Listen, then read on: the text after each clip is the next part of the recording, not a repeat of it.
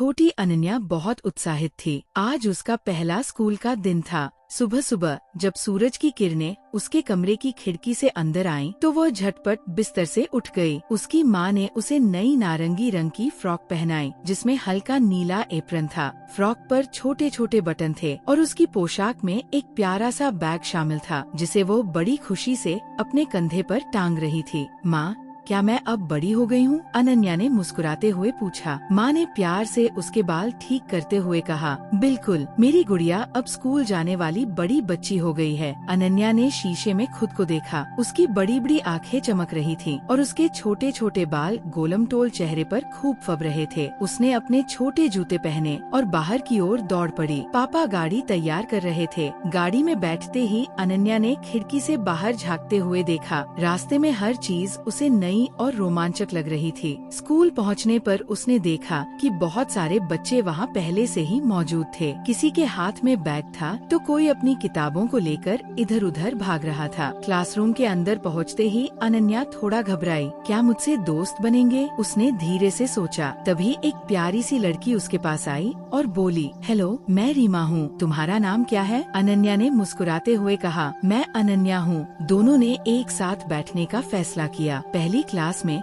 उनकी टीचर ने सबका स्वागत किया और उन्हें रंगीन पेंसिल और एक चित्र बनाने के लिए कागज दिया। अनन्या ने झट से एक सुंदर सूरज, फूल और पहाड़ का चित्र बनाया। टीचर ने उसकी तारीफ की, जिससे वो बहुत खुश हुई। लंच के समय अनन्या ने अपनी माँ द्वारा बनाए गए आलू के परांठे निकाले। रीमा ने उसे चॉकलेट दी। दोनों ने मिलकर खाना खाया और खूब हंसी खुशी की बातें की। दिन के अंत में जब स्कूल की छुट्टी हुई तो अनन्या ने पापा को अपनी नई दोस्त और टीचर के बारे में बताया। घर लौटते समय वो पूरे दिन की यादों को सोचकर मुस्कुरा रही थी। उस रात सोने से पहले उसने माँ से कहा, मुझे स्कूल जाना बहुत अच्छा लगा। माँ ने उसे गले लगाते हुए कहा, तुम्हारी मुस्कान ही मेरी सबसे बड़ी खुशी है। अनन्या का पहला स्कूल का दिन उसके जीवन का एक ऐसा दिन था जिसे वह कभी नहीं भूल सकती थी।